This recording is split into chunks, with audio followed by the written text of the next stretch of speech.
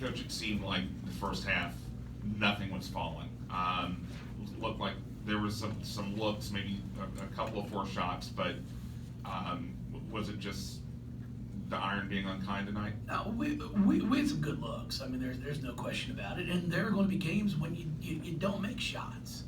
But for us, we only gave up 26 points in the first half. And I'd say 8 to 10 of them were off of complete breakdowns that we had worked on in practice. I tell them all the time, if people make shots like over us because we execute correctly, well, then they score. You pat them on the back and you say, nice job. But when we get beat on things like 15, we're not going to let her pick and pop. We're not going to give her a pick and pop 3. She went 3 for 5. We gave her 5 of them. And I think only one of them was really contested. The other one she just missed. But, I mean, she only missed 2 of them. So, and those are the things that we had talked about. Like, we can't let her do that. And then we rebounding. They are very aggressive. They're a really good basketball team. I think they're 5-1 now against top 25 teams. And then, they lose to Boston College and Wolflerk's out. 13 was out with an ankle. So during that game. So they've had some injuries throughout also. But we just did not play very well. I thought in the third quarter we did a much better job. Our tempo was better. Defensively, again, I mean, we gave up 11, 15, and 16. Then in the fourth quarter, we tie it up, and then we don't box out. I mean, exactly what we had talked about. You got to box out. Then they get, I honestly thought if we could have figured out a way to take the lead, if we could have gotten a stop and taken the lead, then all of a sudden, it's like a little pressure comes on. And we could never get them to that. And then once they got that board scored, then I think we may have turned it over 2 or 3 straight times. And that's where we just kind of just kicked ourselves. But what you got to do now is you got to figure out a way to regroup. We're at Syracuse, who's really good. I mean, they had a big win over Boston College. We have the utmost respect for them. They have some really nice post players. Their guards can shoot the ball, and that's going to be the same thing. I mean, we did a really nice job here the first time we played them of making them take difficult shots and to score over us. And they're a team that if we have a breakdown and you let one of them guards start to make a few shots, they can make 6 or 7 in a row. And the same with the Inkster, their post player, who likes to step out and shoot threes. So, we're a really good basketball team, and we just didn't play that well tonight. And that's my fault. I'll take the blame for that. So we have to regroup, get back together. I mean, I was proud of them. We made a nice run there and tied it up. And I thought, okay, one more stop, and we got them to miss. We just couldn't finish it out. Bionca talked just a little bit about going up against Cat Gillespie, obviously a very good ball player. They were really good post players. They found every time a shot went up, they found my body and they boxed me out, and then let anything come easy for me or Kylie Shook, Liz Dixon also. So they made it tough for us to get a lot of rebounds. Coach, at times this year, you've said when the offense slows, the defense kind of slows as well. You feel like that obviously happened in the fourth quarter. You feel like you did pretty well there in that first half. Well, like I said, we defended well, but I think these two will tell you. I mean, we did defend well. We held them to 26 points, but it could have been 18. Like, it honestly could have been an 18 to 17 game at the half. And I laugh about it all the time because everybody's like, oh, it's a terrible low-scoring game. They can't make shots. I mean, I've seen men scores the same way. So it's not. I mean, it's two teams that actually defended pretty darn well. But when we did have breakdowns, they scored. And that you got to give them a credit for that. Coach, this week you were announced by the selection committee as one of their 1 seeds. Then you take this tough loss tonight. Where do you all go from here? Well, tomorrow's Friday, so we go to tomorrow. I'll sleep tonight, and then we'll wake up tomorrow. It's Friday, and then at least I think it is, right? Thursday, Friday. That's what my daughter tells me. She goes Monday, Tuesday, Wednesday, Thursday, Friday. Yeah. So we just go. I mean, guys, I knew we weren't going to go undefeated, and and I've said that at all of our press conferences. Now, are we disappointed? Of course we are. We're competitors. If we're not disappointed, I'm thoroughly disappointed in them. So you move on. It's what you do. And then we just got to keep getting more. It's like, you know, I've got to get more from Yassine. She's been playing really, really well, and now I've got to put her into the starting lineup with Elizabeth gone. And now it's like I've got to get her to give me more from the get-go. And we'll talk about that. And you know, I think she threw up at halftime or whatever. She ran off the bench, so she wasn't feeling well. But it's just part of the game. Part of the game. You move on. Dana, just talk a little bit about not having Balagoon out there with you today. Obviously, somebody you played with all season long. She contributes a lot to this team, not even as far as scoring, she does that, but she rebounds really well, and that's what we missed tonight, that length and getting after it on the rebound, so we missed her with that. Dana, this is uncharacteristically rough shooting night for all of you guys today. Was that more what Florida State was doing, or do you feel like you guys just missed shots normally? I feel like we had a lot of good looks, it just didn't go in. Coach, you mentioned Liz being with the Olympic qualifying trials right now, but you also have Kono out. This is probably the stretch where you've been the thinnest in some time.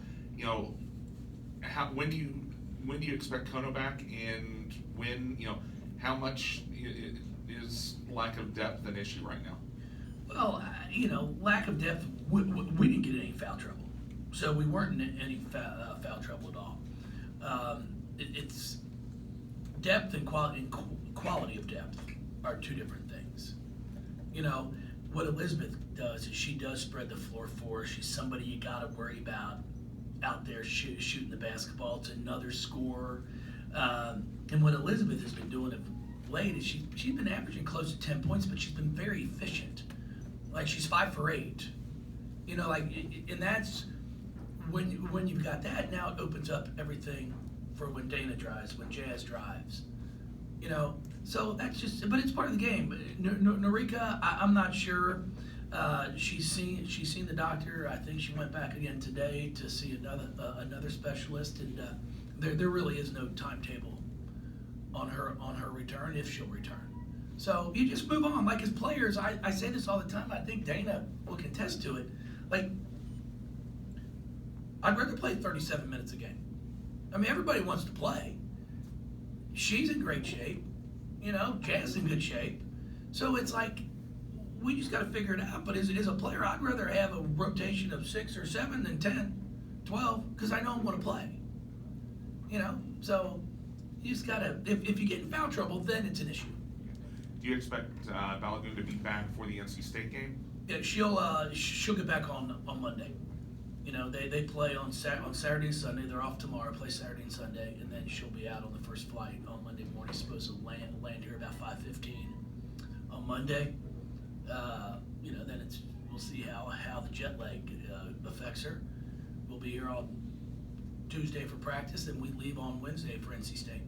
That's all right. I mean, that's one thing that these players are wonderful young women, and there's not one of them that's like, man, why did she go? Oh God, we need her to be here. They actually, some of them were up in my office watching our game. Like, any one of them, if they ever had a chance to qualify for an Olympics, they all support each other. I mean, I think they all would have kicked her in the butt and made her go. So, you know, we're really excited for her this morning. It was a big win for them because, you know, they're in a pool of 4. So it's Nigeria, Mozambique, Serbia, and the U.S. And first, second, and third qualified for the Olympics. So now, with them beating Mozambique, I don't think anybody's going to beat the U.S. And Serbia's playing on the home soil. You know, they're hosting it, and they're really good. So there's a great chance and opportunity for her to possibly be playing in Tokyo this summer. So it's a no-brainer. Dana, don't you? Yeah. Coach, coming out of halftime, you went big with Bionca, Kylie, and Liz. Was that to kind of get back in the rebounding, cut down on the rebounding? Yeah, we're just trying to do something different. You know, we're just trying to see if we couldn't get a little something different, go and play a little zone, mix some things up. That's really what it was. It seemed like it worked for a little bit. It did for a little bit. We just couldn't convert. We had some great opportunities, some good looks. We just couldn't put the ball in the bucket. And then they started to spread the floor a little bit, put 2 shooters out there, and that makes it a little bit more of a challenge.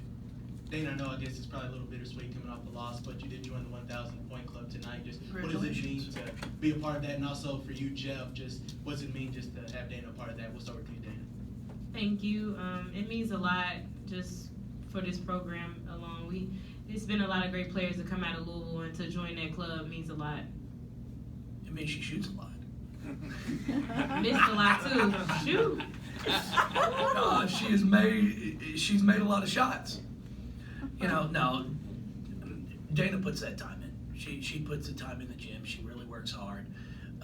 The thing I like about all of them, be included, is we're going to look at the game film again. We'll watch it. We'll show film tomorrow, and I have no doubt Dana will watch the game. She normally watches it, and then you look at it and go, okay, what do I need to improve on? What areas? What did Florida State do to me that may have caused me some problems? And see, that's what great players do. Okay, the good players are like, they didn't do anything. I just missed shots. No, they played really well. They switched up how they normally guard ball screens in the past. They'd always hard hedge. They didn't do as much as that. And that's what I like about these women, is we're not going to sit here and just say, we just missed shots. Yeah, we did miss some, but they had a lot to do with that. So now we got to go back to work and look at where some scoring opportunities may have been that we missed, and then can continue to grow. You talked about watching the film tomorrow. As you watch this game live, what do you feel like you learned about your team today? Well, we struggled at the offensive end. There's no question about that. But I did think we got some good shots in the first half. I liked how we competed and tied the thing up. And then what I'll show them is how we got so sloppy there after we tied it up. Because I know we turned it over back-to-back times. It may have been 3 straight times where you work so hard to get that thing back tied, and then we give up a 3 on a slip where we're supposed to a double, switch off the ball screen, and we didn't switch, and just things like that. You work so hard to get that thing tied up that then you just got to make that next play. One more stop and score, and the momentum completely has changed. It's part of the game. Thank you, Bob. Thank you, everybody. Appreciate it. Thanks, guys.